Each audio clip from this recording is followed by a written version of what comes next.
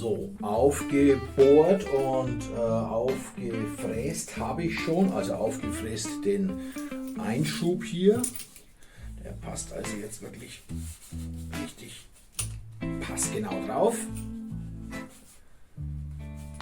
Ganz fertig ist es natürlich jetzt vom Einschub her noch nicht. Der muss noch etwas ausgearbeitet werden, sodass also hier keine Lücken entstehen. Das passiert aber dann bei der Verklebung selber. Jetzt geben wir der ganzen Sache erstmal die entsprechende Form. Da habe ich jetzt schon einige Videos gemacht, was es Griffe Schleifen angeht. Einige davon sind nicht unbedingt genau ins Zentrum von der Kamera gerückt.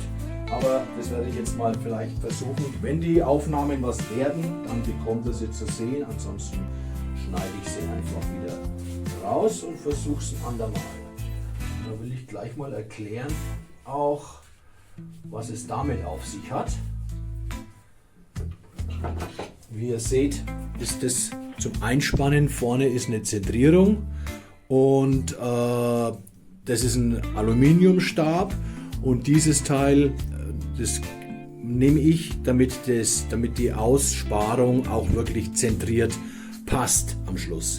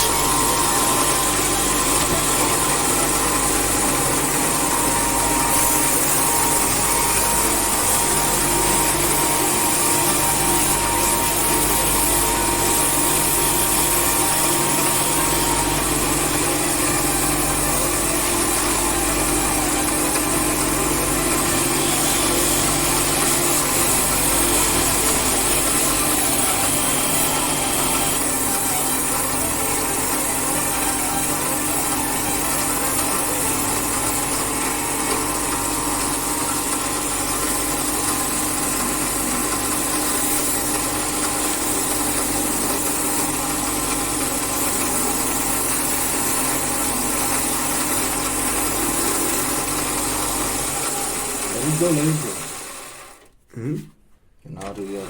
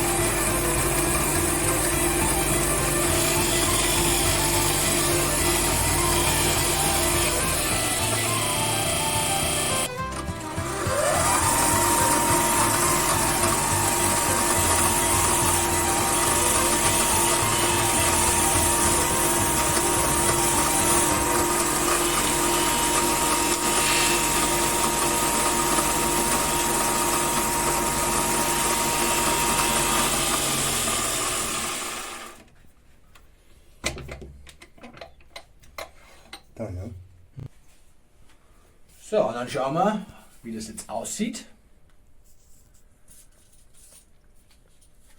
Na, ist ein bisschen Tesafilm drinnen, Tesacrepe drinnen geblieben.